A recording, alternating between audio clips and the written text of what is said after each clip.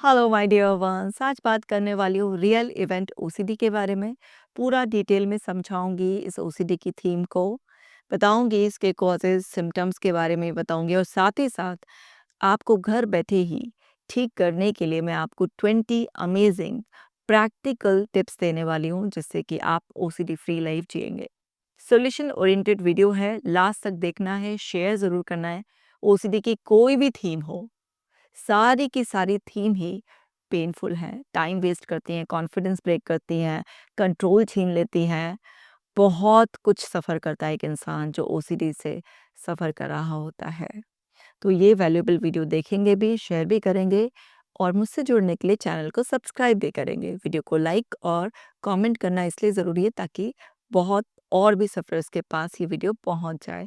चलो अब जल्दी से माय डियर वंस ऐप को डाउनलोड करो ताकि ब्रेथ वर्क करो, मेडिटेशन करो और अपनी हीलिंग जर्नी को फास्ट कर लो। चलो हम समझते हैं। आज हम बात कर रहे हैं रियल इवेंट ओसीडी के बारे में, तो समझ लो भाई, रियल इवेंट ओसीडी एक सब टाइप है ऑब्सेसिव कंपल्सिव डिसऑर्डर का। आप जानते ही हो ओसीडी की साइकिल को।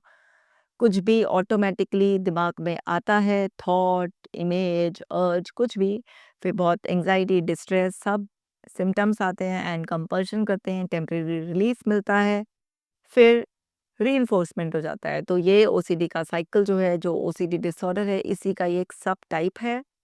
यहाँ पर एक person, where a person becomes obsessed with a real event from the past, यानी कि सच में वो हुआ है, वो घटना हुई थी, तो उससे ऑब्सेस्ड हो गया है वो।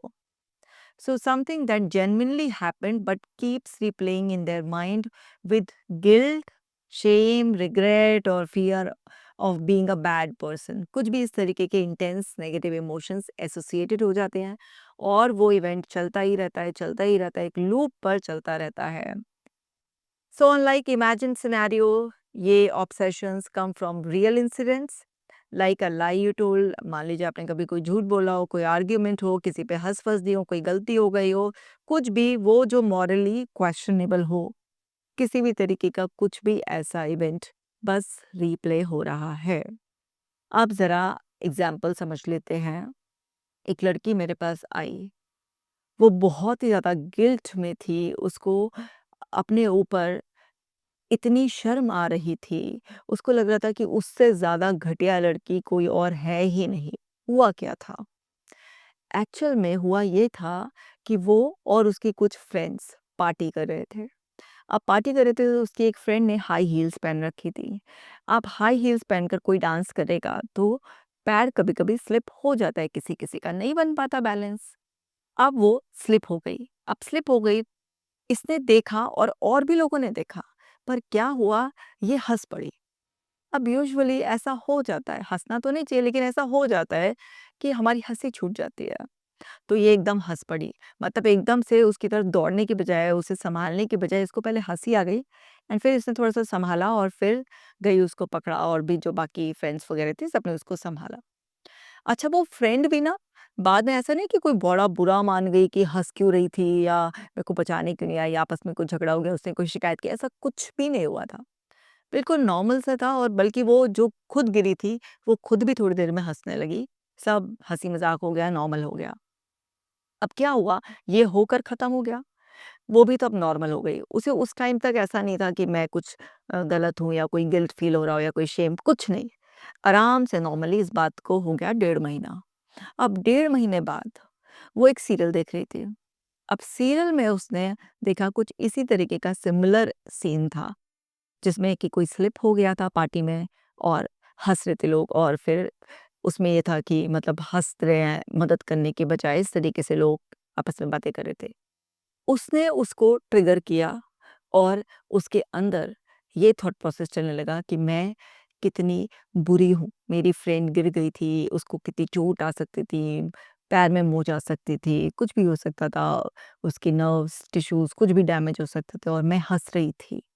उसको कितना बुरा लगा होगा, उसने कुछ कहा नहीं, इसका मतलब ये नहीं है कि उसको बुरा नहीं लगा होगा। और वो इवेंट जो 1.5 महीने पहले हुआ था, वो उसके दिमाग में बार-बार, बार-बार घूमने लग गया, और वो उसको मेंटली रिव्यू करने लगी कि उसके एक्सप्रेशंस क्या थे जब उसने मुझे हँसते हुए देखा होगा, या उसने जिस तरीके से बोला अरे इट्स ओके, और बाद में वो हँसने लगी, वो अपनी हँसी के पीछे अपना कितना पेन छुपा रही होगी, और अंदर ही अंदर अब वो मेरी उतनी वैल्यू नहीं करती होगी। उसे लगता होगा कि मैं कितनी बेकार हूँ, मैं कितना ज़्यादा शेमफुल एक्ट कर बैठी हूँ, और वो अपने आप को लगातार क्रिटिसाइज़ कर रही थी। सेल्फ क्रिटिकल वॉइस उसकी एक्टिव हो गई थी, और उसको बार-बार, बार-बार बहुत शेम फ़ील हो रही थी, बार-बार बहुत अपने किए पे रिग्रेट, गिल्ट फ़ील हो रहा था। और उसके अंदर बस एक ही अर्ज आ रही थी, फ्रेंड से पूछूँ कि उस दिन जब तेरा पैर स्लिप हुआ था, तो तुझे बहुत बुरा लगा होगा ना? और उसने लिटरली ये करना शुरू कर दिया था। उसने अपनी फ्रेंड को कॉल किया और उससे पूछा, "यार उस दिन तेरा पैर स्लिप हो गया था, मैं एकदम से हँस पड़ी थी, तुझे कितना बुरा लगा होगा?" उसकी फ्रेंड ने बोला, "अरे नहीं यार, कोई बात नहीं, ऐसा कुछ भी नहीं था, सब नॉर्मल था, कोई नहीं है, ऐसे तो हो जाता है।" तो उसकी फ्रेंड ने बहुत ही अच्छी तरीके से इसको हैंडल किया, और उसने उसको रीअश्योरेंस दी कि ऐसा कुछ भी नहीं था यार, मैं तो खुद ही हँस रही थी, इसमें कोई ऐसी बात थोड़ी ना है, वो तो हो गया था स्लिप। पर इसको ना तसल्ली नहीं पड़ रही थी। बार-बार, बार-बार दिमाग में वही अंदर से आ रहा था कि नहीं, तुमने जो किया है वो बहुत शेमफुल एक्ट है, and you must be guilty about it. आपको ना शर्म आनी चाहिए इस चीज़ पे। एंड बार-बार उसको एक अर्ज आ रही थी कि एक और बार पूछ लूँ, एक और बार पूछ लूँ।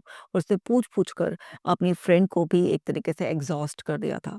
वो भी थोड़ा-सा बोल नहीं रही थी, लेकिन फ्रस्ट्रेट होने लगी थी, क्योंकि इतनी ज़्यादा रीअश्योरेंस ले रही थी। इसने पार्टीज़ में जाना अवॉइड कर दिया कि कहीं फिर से कुछ ऐसा किसी का ऑकवर्ड मोमेंट आ जाए, या कोई स्लिप-विलिप हो जाए, कुछ भी है, और मैं फिर से हँसने लग जाऊँ, मेरी हँसी छूट जाए, तो लोग कितना बोलेंगे कि कितनी इनसेंसिटिव है, कितनी बुरी लड़की है, इसको तो बिल्कुल भी तमीज़ नहीं है, लोग मेरे लिए इतने क्रिटिकल हो जाएँगे। इस तरीके का मैसेज इसके दिमाग में भई फैल गया, और ये अटक गई उसमें, बुरी तरीके से उसमें अटक गई।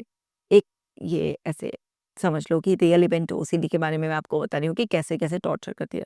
तो उसे बताती हूँ, एक लड़की की मम्मी ने बोला कि भई तू कान्हा जी के कपड़े चेंज कर दे। उनके घर में कान्हा जी की मूर्ति थी, कृष्ण भगवान की। अब कोई भी इंसान कपड़े चेंज करेगा, तो डेफ़िनेटली जो मूर्तियाँ हैं उनको भी पूरा हम ह्यूमन बॉडी की तरह से आकार दिया जाता है। तो उनके भी वो सारे के सारे ऑर्गन्स हैं, तो वो जब कपड़ा चेंज कर रही थी, तो लोअर बॉडी पार्ट पर जो जेनिटल एरिया, तो वो उनके जेनिटल्स पूरे बनाए भी नहीं थे उस मूर्ति में, लेकिन सेंस तो लगाते हैं ना हम कि वो आगे वाला एरिया से जेनिटल एरिया है।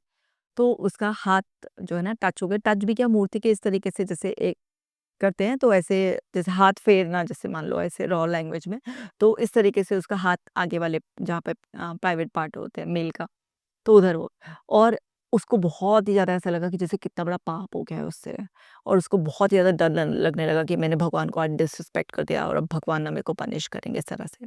तो बहुत घबरा गई, उसने अपनी मम्मी से बोला कि ऐसे-ऐसे हो गया। तो उसकी मम्मी ने बोला, बेटा कोई बात नहीं, ऐसे कोई भगवान पनिश नहीं करेंगे, तुमने कोई भगवान को डिसरिस्पेक्ट नहीं किया, तुम्हारी कोई इंटेंशन रॉन्ग नहीं थी, और कुछ नहीं है, ये तो प्रतीक है भगवान का, तुम्हारी पहुँच तो भगवान तक है भी नहीं, तो ये तो प्रतीक है और कुछ नहीं।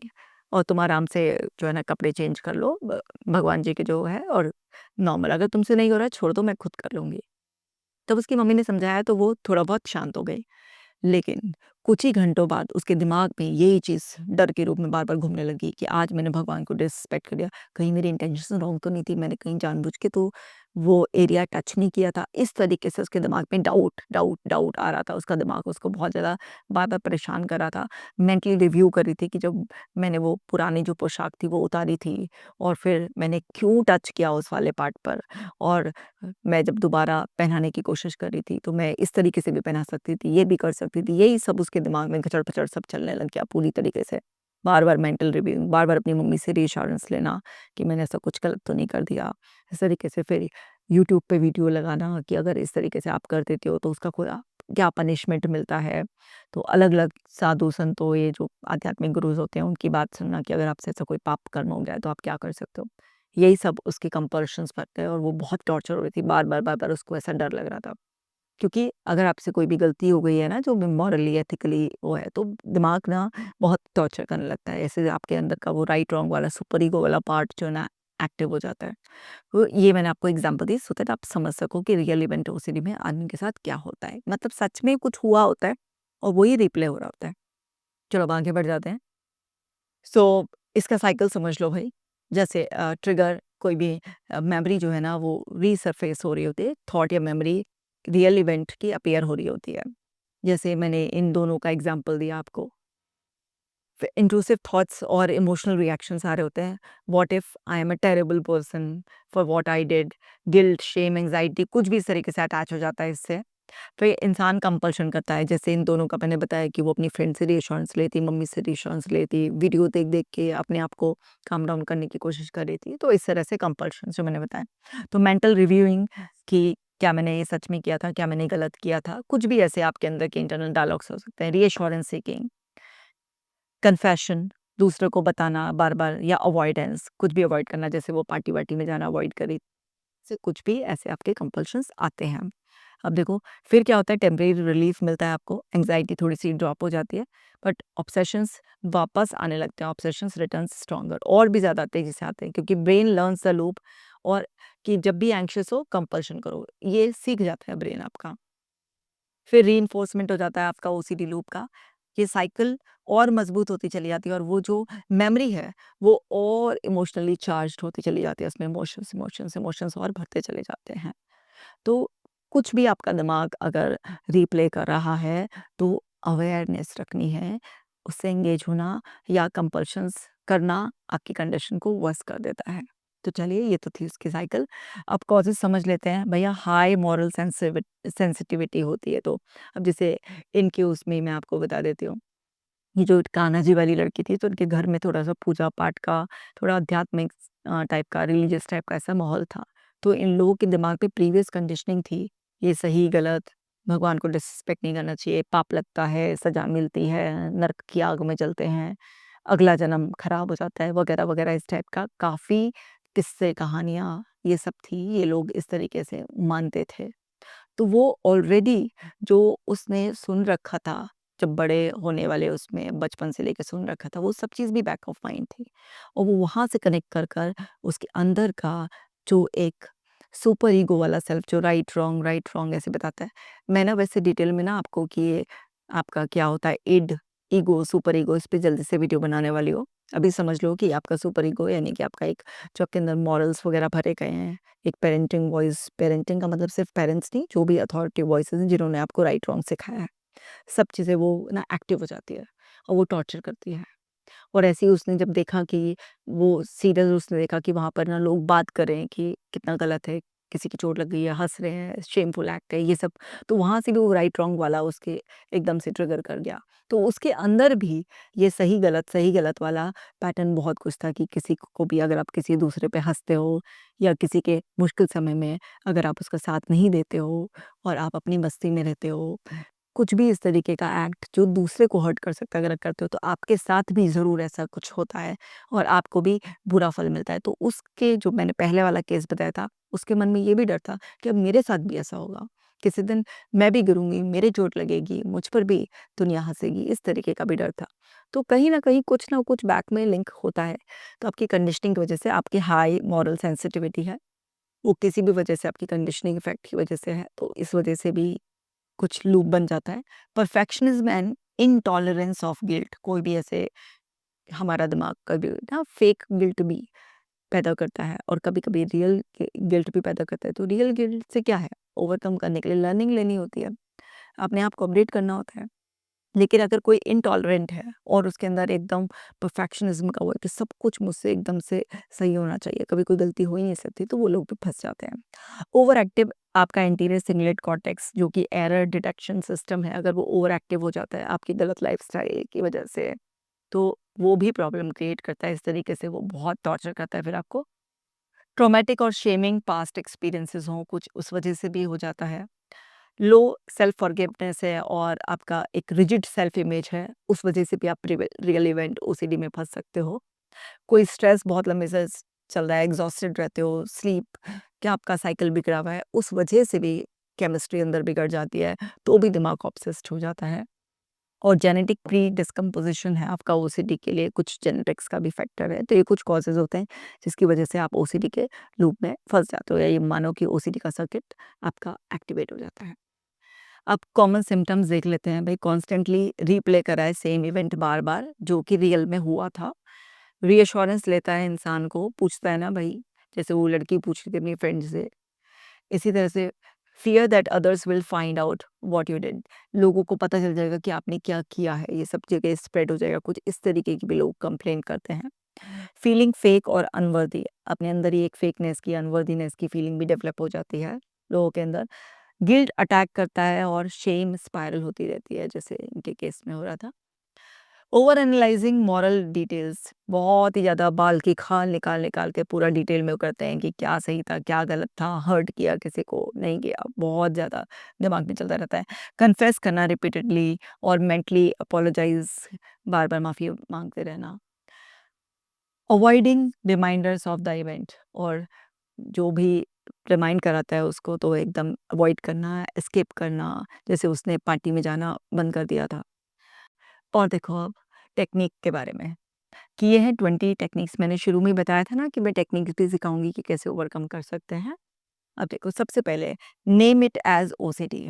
भाई, ओसीडी की कोई भी थीम हो, उसे अपने आप से सेपरेट कर दो। पहले तो नेम करना है कि वो ओसीडी है। Remind yourself, this is not truth, this is OCD trying to trap me in guilt. सच में इतनी बड़ी बात नहीं है। जैसे दोनों ही केस का एग्जाम्पल ले लेते हैं। अगर कहीं पर मूर्ति पर इस तरह से हाथ लग भी गया तो कोई इतनी बड़ी बात थोड़ी ना है। कोई, जब आपकी इंटेंशन बिल्कुल राइट थी, या अगर फ्रेंड का पैर स्लिप हो भी गया और चलो आपकी हंसी निकल भी गई, तो इतनी भी बड़ी बात नहीं है ना कि जिसके लिए आप एकदम गिल्ट और शेम के स्पाइरल में फंस जाओ। तो ये समझते हैं कि ये जो ओसीडी है ना मेरे अंदर का बैठा हुआ, राइट रॉन्ग वाला, बकवास करने वाला, वो मुझे इस ट्रैप में ले रहा है। तो लेबल करने से ना वो थॉट्स ना बस जस्ट ओसीडी की नॉइस लगती हैं आपको। उनका इम्पैक्ट, बिलीव मी, बहुत कम हो जाता है। ये डिफ्यूजन टेक्निक है, सेपरेट कर देना। नेक्स्ट है ब्रेक द र्यूमिनेशन हैबिट। एक र्यूमिनेट करने की आदत सी बन गई ना, सो स्टॉप मेंटली रिप्लेइंग और रिव्यूइंग द इवेंट। जब भी आपका दिमाग आपको फिर से एंगेज करना चाहे कि आओ रिव्यू करते हैं फिर से, अरे भाई मना कर दो, नहीं करना। Use a mantra, not now, I choose to be in the present. अभी नहीं करना भाई, मुझे मुझे नहीं करना। दिमाग बार बार कह रहा है एक बार रिव्यू कर लो पूरा डिटेल में, आप करें not now, I choose to be in the present. उस टाइम पर चाहे डीप ब्रीदिंग कर लो, या 5 4 3 2 1 मेथड अपना लो। 5 चीज़ें देख लो, 4 चीज़ें छू लो, 3 चीज़ सुन लो, 2 चीज़ें स्मेल कर लो, 1 चीज़ टेस्ट कर लो, कुछ भी करो, बट उसको रिप्ले मत होने दो, उसे रिव्यू मत करो प्लीज़। ये थोड़ा सा मुश्किल लगेगा, ऐसा लगेगा ये बहुत स्ट्रॉन्ग अर्ज है। लोग मुझसे बोलते हैं मैम बहुत स्ट्रॉन्ग अर्ज है, आप कहती हैं मत करो, और हमें समझ में भी आता है नहीं करना है, पर बहुत स्ट्रॉन्ग, कंट्रोल नहीं होता। मैंने इस पर भी एक वीडियो बना दिया है कि कैसे आपको अपना कंट्रोल बढ़ाना है। मैंने 29 टेक्निक्स उसमें आपको पूरा बताया है कि कैसे ओसीडी को हराना है और अपने आप को जताना है, कैसे सेल्फ कंट्रोल को रिक्लेम करना है, सब वो भी देख लेना। तो धीरे-धीरे आएगा कंट्रोल। ओसीडी कोई हल्का डिसऑर्डर नहीं है, तो वो उसे थोड़ा-सा आपको मशक्कत करनी पड़ेगी उस पर विजय पाने के लिए। नेक्स्ट है postpone rumination. Tell yourself I will think about this later at 6 PM। कोई भी एक टाइम स्लॉट दे दो उसे, भाई ठीक है सारा दिन इसके बारे में नहीं सोचेंगे, एक पर्टिकुलर इतने 10 मिनट 15 मिनट के पीरियड में सोचेंगे। क्योंकि कई बार क्या होता है, कम एकदम कंप्लीटली बंद करना पॉसिबल नहीं होता, तो उसको एक टाइम लिमिट में बांध दो। This builds control and separate you from compulsive review. Bar bar compulsive review करने से आप बच जाते हो। नेक्स्ट समझो, एक्सेप्ट करनी है अनसर्टेनिटी, क्योंकि कुछ लोग अनसर्टेनिटी के लिए बहुत इंटॉलरेंट होते हैं, तो वो व्हाट इफ के लूप में फंसे रहते हैं और हाइपोथेटिकल वरी एकदम से स्पाइरल करती रहती है। तो एक्सेप्ट करना है। You will never feel 100% sure about what happened and how bad it was, and that's okay. देखो भाई, अब जैसे वो लड़की है ना, रिव्यू कर रही थी, एक एक बिल्कुल छोटी छोटी डिटेल्स को रिव्यू करने की कोशिश करती है। अब 1.5 महीने पहले हुआ हुआ इवेंट कहाँ से ऐसे याद आ जाएगा, नहीं याद आ सकती पूरा, कितना भी आप करने की कोशिश कर लो तो वो बेकार है। अब जो हुआ ऐसा हुआ था, होकर खत्म हो गया, और जब जिस पे आप हंसे थे वो भी नॉर्मल है, तो भाई आपको ही क्या फर्क पड़ना है। हाँ, ये सही नहीं है, गलत है, तो लर्निंग ले लो कि अगर आगे से कुछ भी ऐसे किसी के साथ होता है तो मुझे उस टाइम पर फुली अवेयरनेस में रहना है और एकदम से उसकी मदद करनी है। तो आप जब अपनी गलतियों से सीख लेते हो तो फिर वो रिपीट नहीं होती है। तो इस तरीके से आपको ना कि आप कितना भी मेंटली रिव्यू करोगे कि जो सच में हुआ था उसकी आप 100% डिटेल्स के बारे में कभी भी श्योर नहीं हो सकते हो। तो समझना है आपको कि उसे रिव्यू नहीं करना है। तो freedom comes from accepting not knowing. ये मार्क कर लो भाई, freedom comes from accepting not knowing. आपको जो मुक्ति मिलेगी, आज़ादी मिलेगी, वो एक्सेप्ट करने से मिलेगी, ना कि बार-बार उसमें घुस-घुस के जानने में। ठीक है? चलो आगे समझो। रिस्पॉन्स को प्रिवेंट करना है। व्हेन गिल्ट कम्स, जब भी आपको गिल्ट आए, पकड़े, डोंट कन्फेस, मत करो कन्फेस। ना ही रिसर्च करो, ना ही रीअश्योरेंस सीक करो, कुछ मत करो। Let anxiety rise and fall naturally. Anxiety आ रही है, बढ़ रही है, बढ़ने दो, पीक पे जाने दो और अपने आप ही नेचुरली डाउन होने दो। ऐसा कोई भी नेगेटिव पॉजिटिव इमोशन नहीं है जो हमेशा टिक जाएगा, डाउन नहीं जाएगा, जाएगा, जाएगा। तो इसलिए किसी भी तरीके से कोई रिसर्च नहीं, कोई रिव्यूइंग नहीं, कोई रीअश्योरेंस नहीं, कुछ नहीं, कुछ नहीं, कुछ नहीं। जो भी कुछ ऑटोमेटिकली आ रहा है, उसका रिस्पॉन्स आपको प्रिवेंट करना है, रोकना है। Next is self forgiving practice. ये बहुत ही ज़्यादा इंपॉर्टेंट है भाई। तुम नॉर्मल ह्यूमन बीइंग हो, तुमसे गलती हो जाती है और इंसान तुम गलतियों का पुतला ही है, तुम भगवान थोड़ी ना हो। तो इसलिए जो भी गलती आ गई उसके लिए खुद को माफ़ करना सीखो। इतना परफेक्ट, इतना मॉरली राइट होना कोई ज़रूरी नहीं है। नॉर्मल इंसान हो, नॉर्मल इंसान की तरह जियो। तो अपने आप को माफ़ करना सीखो। रिपीट करो, आई मेड अ मिस्टेक। अगर गलती हो भी गई है, but I am not my mistake. मैं अपनी गलती थोड़ी ना हूँ। I am growing and learning. मैं धीरे-धीरे इवॉल्व हो रहा हूँ, हो रही हूँ, सीख रहा हूँ। ठीक है, मिस्टेक्स मुझे बेटर इंसान बना रही हैं। तो आप अपने आप को माफ़ करो। अपने आप को एक्सेप्ट करो, अपने इम्परफेक्शन को एक्सेप्ट करो और हर समय तुम मॉरली, सोशली हर तरीके से राइट नहीं हो सकते हो। अरे क्यों अपने आप को इतना रिजिड बना लिया है? Be flexible. धीरे-धीरे प्रैक्टिस करोगे तो हो जाएगा। नेक्स्ट है ग्राउंडिंग इन द प्रेजेंट। अभी ज़िक्र कर ही दिया था मैंने इसका 5 4 3 2 1 मेथड। कहोगे मैडम को तो रट लग गई है इस चीज़ की। अरे भाई ये काम ही इतने अच्छी तरीके से करती है, इंस्टेंटली काम करती है, इसीलिए तुमको बार-बार सिखा-सिखा के रटवा रही हूँ। ये ग्राउंडिंग टेक्निक की 5 चीज़ें देखो, 4 चीज़ें सुनो, 3 चीज़ें आप जो है ना टच कर लो या इसको किसी भी ऑर्डर में कर सकते हो, है ना? 2 चीज़ें आप स्मेल कर लो, 1 चीज़ टेस्ट कर लो। तो आप कुछ भी इस तरीके से अगर सपोज़ करो 4 चीज़ें सुनने के लिए ना 4 चीज़ें टच कर लो। अब इस चक्कर में मत पड़ जाना कि 5 चीज़ें देखनी ही देखनी है और 4 चीज़ें टच करनी ही करनी है, 4 चीज़ें सुन भी सकते हो। किसी भी सीक्वेंस में मतलब पाँचों सेंसेस को एंगेज कर लो। तो आप जब ये करते हो ना तो ओसीडी आपको पीछे खींच रहा है, पास्ट इवेंट में लेकर आ रहा है और आप क्या कह रहे हो? छोड़ मुझे। तो प्रेज़ेंट में आने के लिए ये सबसे इफ़ेक्टिव टेक्नीक है, इसीलिए बार-बार बता रही हूँ। तो जब जब भी वो तुम्हें लेकर जाए, तो पैटर्न को ब्रेक करने के लिए इमीडिएटली ये 5 4 3 2 1 मेथड अप्लाई करो। नेक्स्ट है कंपैशनेट सेल्फ टॉक, बहुत ज़्यादा ज़रूरी है।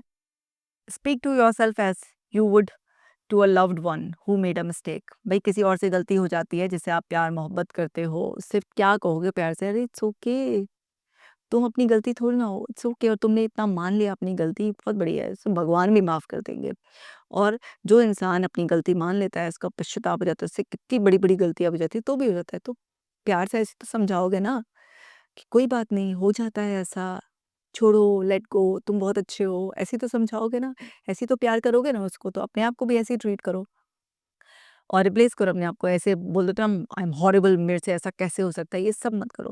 बोलो, अरे ये तो बहुत ही नॉर्मल ह्यूमनली बिहेवियर है और अब उस गलती ने मुझे एक बेटर इंसान बना दिया। कुछ भी ऐसा कंफर्टिंग, सूदिंग अपने आप को बोलो, टॉर्चर मत करो अपने आप को। नेक्स्ट है डिटेक्ट कंपल्शंस अर्ली। अपने कंपल्शंस को जो जितना ज़्यादा अर्ली स्टेज पे पकड़ना सीख जाता है, अवेयर हो जाता है, उतना ही वो जल्दी ओसीडी की ग्रिप से बाहर आ जाता है। सो नोटिस करो थोड़े सब्टल बिल्कुल छोटे-छोटे से वो भी, जैसे मान लीजिए कोई इंसान है, उसे कोई भी टेक्स्ट रिपीट करने की अर्ज हो रही है, चेक करने की रिएक्शंस को, रिप्ले हो रहे हैं सिनेरियो, क्योंकि अवेयरनेस ना ओसीडी की पावर को खत्म कर देता है धीरे-धीरे। तो जैसे ही जब भी कोई भी इंसान है, लूप में फँसने वाला है, उसी टाइम पर अवेयर रहो और अगर फँस गए हो तो भी अवेयर रहो कि अच्छा अब ये होगा तो उसके बाद ऐसा करने की वो आएगी। तो आप जितना अवेयर होते रहते हो उतना ज़्यादा ओसीडी की ग्रिप कम होती रहती है। नेक्स्ट है एक्सपोज़र थेरेपी से ग्रेजुअली एक्सपोज़ करो yourself to guilt provoking memories without doing any compulsion. जो भी गिल्ट प्रोवोकिंग मेमोरीज़ हैं, एक्सपोज़ करो उनसे, पर कोई कंपल्शन नहीं करना है। This rewires your brain fear response. ये फियर रिस्पॉन्स जो आ रहा था उसे रिवायर कर देगा, मतलब धीरे-धीरे ग्रेजुअली आपका फियर कम होता चला जाएगा और न्यूट्रल हो जाएगा, बिल्कुल नॉर्मल हो जाओगे। Write a compassionate letter. Write to your younger self about the event with kindness and understanding. क्योंकि जो कुछ भी हुआ है उस टाइम के बाद जब तुम रिव्यू करो, मान लीजिए किसी के साथ 1.5 महीने पहले, किसी के साथ 2 साल पहले, किसी के साथ 2 दिन पहले, कुछ भी ऐसा हुआ है, कभी भी तुम्हारा वो अटक गया दिमाग में, ठीक है? तो क्या है कि अपना वो यंगर सेल्फ जिससे उस वक़्त वो हुआ था, उसके लिए कंपैशनेट अंडरस्टैंड करते हुए, उसे पूरा डिस्क्रिप्शन देते हुए, उस के बारे में बहुत काइंडनेस से ट्रीट करते हुए लिखो। ताकि वो उसे कंफर्ट फ़ील हो, ताकि उसे ऐसा फ़ील हो कि हाँ, आपका भी मैच्योर सेल्फ जिसने लर्निंग ले ली है, वो समझा रहा है और वो उसे ईज़ी बना रहा है। क्योंकि अगर किसी का भी गिल्ट रिलीज़ करना हो तो हम क्या करते हैं? हम सिमिलर काइंड ऑफ कुछ इसको और ऐसा स्टोरी सुनाते हैं, एग्ज़ाम्पल देते हैं जिससे कि उसको लगता है कि आई एम नॉट अलोन, ये अकेला मेरे से नहीं हुआ, ऐसा हो जाता है। तो उसके लिए ना खुद को एक्सेप्ट करना, माफ़ करना आसान हो जाता है। तो कुछ इस तरीके की स्टोरी भी डिस्क्राइब कर सकते हो आप उसमें। है ना? और उसको यही कम्फर्ट देना है कि ये तो सबसे ही हो जाता है, मतलब उसके लिए ऐसे ना इसको इम्पोर्टेंस को मिनिमाइज़ कर देना है। इस तरीके से कंपैशनेट एक लेटर आपको लिखना है। अगर ये आपको लेटर-वेटर लिखने नहीं आते हैं, तो आप मुझे कमेंट सेक्शन में बता देना। मैं जैसे मुझे याद है मेरी टीम ने मुझे एक बार बताया था कि कुछ लोग सेल्फ लव के लिए लेटर कैसे लिखते हैं, उसके बारे में पूछ रहे थे। तो मैं एक लेटर कैसे लिखते हैं, इसी पर ही एक सेपरेट वीडियो बना दूँगी और पूरा लेटर ही आपको जो है ना लिखवा दूँगी एक तरीके से। तो फिर आप बता देना मुझे अगर आप लेटर खुद नहीं लिख पा रहे हैं तो। तो ये हेल्प करता है आपको आपकी गिल्ट से अलग होने में। चलो भई नेक्स्ट है स्टॉप मॉरल मेजरिंग। ये बहुत ही इम्पोर्टेंट है कि ये जो मॉरल लेवल पर मेजरमेंट चलता रहता है, बहुत ही ज़्यादा और ज़्यादा ना हमें कहते हैं टॉर्चर करता है ये। रियल इवेंट ओसीडी जहाँ थ्राइव्स करती है मॉरल एब्सोल्यूटिज़्म पर, बिल्कुल good versus bad, black and white, all और नन वाला वो है ऐसे। सो लाइफ भाई ऐसे नहीं होती है। लाइफ में ग्रे एरियाज भी अलाउ करो। लाइफ में हर चीज़ को एकदम परफेक्शन से मत जोड़ो। बहुत सारी ऐसी चीज़ें भी होती है जहाँ पर तुम हर समय गुड एंड बैड का क्राइटेरिया में नहीं रख सकते हो। कोई भी इंसान पूरी तरह से अच्छा नहीं होता, कोई भी इंसान पूरी तरह से बुरा नहीं होता। सब अच्छा बुरा का मिक्स खिचड़ी होती है, सब कुछ ब्लैक एंड व्हाइट नहीं होता, ग्रे शेड ब्यूटीफुल है। इस तरीके से समझते हुए अपने आप को थोड़ा मॉरली राइट रॉन्ग के लूप से बाहर निकालो। चलो नेक्स्ट समझ लो। नेक्स्ट है meditative detachment. Observe thoughts like clouds passing in the sky. ये भी डिफ्यूजन टेक्निक है। फाइट मत करो, फॉलो मत करो, जस्ट नोटिस एंड ब्रीथ। ना दबाना है, ना रोकना है, ना उलझना है, कुछ नहीं करना, जस्ट उसको देखो एंड लेट देम पास। ये शुरुआत में मुश्किल लगता है, लेकिन माय डियर वंस प्रैक्टिस करते करते करते करते आसान हो जाता है। विश्वास करो और करो, कंसिस्टेंसी से करो। नेक्स्ट है time limited reflection. If you must think about it, अगर सोचना ही सोचना है, नाक में दम ही कर दिया है इसने, तो 5 मिनट का टाइमर लगाओ और टाइम ओवर होते ही खत्म, move on to the next thing. तो ट्रेन करो अपने ब्रेन को लिमिट करना ऑब्सेशन की रिव्यूइंग। ये भी बहुत ज़्यादा काम करता है। नेक्स्ट है अफर्मेशन प्रैक्टिस। ये भी बहुत काम करता है। रिपीट करो डेली कि I forgive my self for being imperfect. कोई भी इंसान परफेक्ट नहीं है, सभी इम्परफेक्ट है और इम्परफेक्शन ही ब्यूटीफुल है। परफेक्शन तो टॉर्चर करता है। तो अपने आप को माफ़ कर दो कि हाँ, हो गई गलती, इम्परफेक्ट हूँ, कोई बात नहीं। आई रिलीज़ द पास्ट। मैं पास्ट से ब्रेकअप कर रहा हूँ, छोड़ता हूँ पास्ट को। आई चूज़ पीस नाउ और मैं अब शांति को चुनता हूँ। I am peaceful with my self. तो जो हो गया उसे चेंज नहीं किया जा सकता। तो रेडिकल एक्सेप्टेंस, है ना? कि भई हो गया, हाँ ठीक है, मुझे पछतावा है, गलत किया मैंने, इट्स ओके। पर मैंने बहुत कुछ सीखा भी। इस गलती ने मुझे मेरा बेटर वर्ज़न बनाया है, या जो भी इंसिडेंट हुआ उसने मुझे और स्ट्रॉन्ग बनाया है। जो भी कुछ आपके साथ हुआ, जैसे भी आपका ओसीडी चालू हुआ, और अब फिर आगे क्या करना है उसके लिए मूव ऑन, कि भई मुझे प्रेज़ेंट में शांति से रहना है। इस तरीके से आप अफ़र्मेशंस अपनी कस्टमाइज़ लिख लेना और उनको बार-बार, बार-बार रिपीट करना। अफ़र्मेशंस पे वैसे मैंने एक सेपरेट वीडियो बनाया हुआ है, अफ़र्मेशंस कैसे प्रैक्टिस करते हैं, उसे ज़रूर देख लेना। चलो अब आगे है, ये भी कॉग्निटिव डिफ्यूजन की ही प्रैक्टिस है। से the thoughts out loud in a silly voice और राइट इट ऑन पेपर। जो थॉट है आ रहा है बार-बार, उसे सिली वॉइस में, कार्टून की वॉइस में, अपने विलन किसी की भी वॉइस में जो है ना, वो आप उसको बोलो थॉट को, उसे पेपर पे लिख दो फ़नी अंदाज़ में, इससे उसकी पावर चली जाती है। जैसे example, oh look my brain is playing the guilt movie again. कि मेरा ब्रेन बार-बार वो गिल्ट की मूवी है, उसमें जो ओसीडी है, उसको एक कैरेक्टर दे दो फ़नी सा, कोई विलन का, कोई कार्टून का, कुछ भी और उसकी आवाज़ भी बिल्कुल वैसे ही कर दो। तो इस सब से ना आपके ब्रेन को ना वो जो डर लग रहा होता है ना, जो डर के सिग्नल्स आ रहे होते हैं, वो सब इंटेंसिटी बहुत ज़्यादा कम हो जाती है। ये सच में बहुत ज़्यादा इफ़ेक्टिवली काम करता है। नेक्स्ट है reduce what if thinking. What if thinking तो बस लूप में फँसा देती है। कैच करो और लेबल करो। That's just a what if not a fact. ये सिर्फ व्हाट अफ अगर मैंने ऐसा किया होगा, अगर मैंने वैसा किया होगा, अगर मगर के चक्कर में मत पड़ो, सोचो ये फैक्ट नहीं है, ये सिर्फ व्हाट इफ थिंकिंग पैटर्न है। And return to your breathing और द प्रेजेंट टास्क। अपने ब्रेथ पर फोकस करो। अगर तुम उस टाइम खाली बैठे थे, वेले थे बिल्कुल, और अगर कुछ कर रहे थे तो उस काम को करो। नेक्स्ट है future pacing visualization. Future self को आपको जो है ना अपना इमेजिन करते हुए विजुअलाइजेशन करना है। विजुअलाइजेशन कैसे करते हैं, बहुत बार बता चुकी हूँ। शांत मन से बैठकर आंखें बंद कर कर बिल्कुल कुछ डीप ब्रेथ लेकर रिलैक्स कर कर अपने आप को अल्फा स्टेट में पहुंचाकर फिर विजुअलाइज करना है। विजुअलाइज करो अपने फ्री सेल्फ को जो कि काम है, कॉन्फिडेंट है, नॉर्मली जी रहा है और गिल्ट विल्ट की थॉट से बिल्कुल फ्री है, सब कुछ फेड हो चुका है। मतलब जैसे नॉर्मली हैप्पीली जीना चाहते हो उस सेल्फ को इमेजिन करो, देखो, सुनो, फील करो। इससे सबकॉन्शियस माइंड को पता चलेगा कि भाई ये क्रिएट कर, ना कि उस कचरे को ही बार-बार रिप्ले कर। तो ये भी बहुत अमेजिंगली काम करती है क्योंकि इमेजिनेशन में भी न्यूरॉन्स में फायरिंग होती है, वायरिंग होती है और आपका ब्रेन इमेजिनेशन और रियलिटी को एक ही मानता है। तो इस ब्लेसिंग का फ़ायदा उठाओ। इसीलिए हिप्नोथेरेपी, एनएलपी जैसी टेक्निक्स बहुत काम करती हैं। हाँ जी। थेरेपेटिक हेल्प भी बहुत ज़रूरी है। कई बार क्या होता है माय डियर वन्स, आप कितना भी कर लो भई, लेकिन ओसीडी पीछा नहीं छोड़ता। अगर आपकी कंडीशन ऐसी हो गई है कि कितना भी सीख लो लेकिन नहीं हो पा रहा है, तो प्लीज़ अपनी ज़िंदगी इस तरह से बर्बाद मत करना। 4 लोग क्या कहेंगे, क्या सोचेंगे, वो उनका काम है। तुम अपने लिए हिम्मत जुटाना और किसी न किसी से कनेक्ट हो जाना और अपने आप को ओसीडी से मुक्ति दिलाना।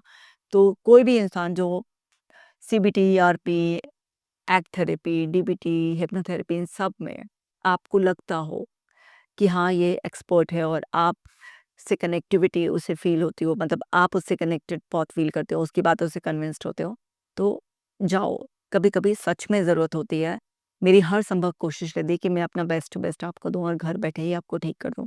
बट कभी-कभी ऐसा हो जाता है कि वो एक काँटा जो लास्ट फँसा हुआ होता है ना, कि आपने 60-70% रिकवरी कर ली है, लेकिन वो लास्ट है, कुछ फँसा हुआ है, जो समझ भी नहीं आ रहा कैसे निकालना है, तो हेल्प भी ले सकते हो। ये भी बहुत अच्छा है। या कोई आपके घर में ही फ्रेंड सर्कल में कोई ऐसा मिल जाए जिसको इसकी चीज़ की नॉलेज हो, कहीं से भी बस मदद ज़रूर करनी है। डेली अफ़र्मेशन करनी है आपको हीलिंग के लिए कि I did the best I could with what I knew then, कि मैंने अपना बेस्ट किया उस टाइम, जो भी मेरी जितनी समझ थी उस हिसाब से मैंने किया।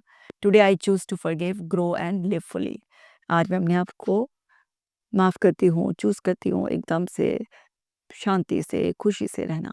क्योंकि सच में जब हम जो भी कुछ करते हैं ना, उस वक़्त हमें जितना समझ होती है, हम उस ऑप्टिमम लेवल से ऑपरेट कर रहे होते हैं। लेकिन जब समय चला जाता है ना, तो हमें ना बहुत सारी चीज़ें जब हम रिव्यू करते हैं, रियलाइज़ होते हैं कई बार कि यार ये सही था, ये गलत था, ये सबके साथ होता है। तो आप अपने आप को ये बताओ कि जिस मोमेंट में जब जो होता है, उस मोमेंट में बस उससे ज़्यादा और कुछ अच्छा हो सकता था, ये आइडिया ही नहीं होता। इसलिए कभी भी अपने आप से शिकायत मत रखो, अपने आप को माफ़ कर दो। सो मेरे प्यारो दुलारो, ये थी सॉल्यूशन ओरिएंटेड वीडियो। चलो अब जल्दी से शेयर कर दो। हमें सबकी मदद करनी है। घर बैठे लोग ठीक हो जाएँ, इससे बड़ी सुकून की और खुशी की बात ही क्या है ना? वीडियो को लाइक ज़रूर कर देना, कमेंट करके बता देना किसी और टॉपिक पर भी वीडियो चाहिए। अब मैं तेज़ी से आप लोगों के लिए जो आपको चाहिए वही वीडियोज़ बना रही हूँ। सो मिलती हूँ आपसे नेक्स्ट वीडियो में। आप अपना ख़ास ख़्याल रखना।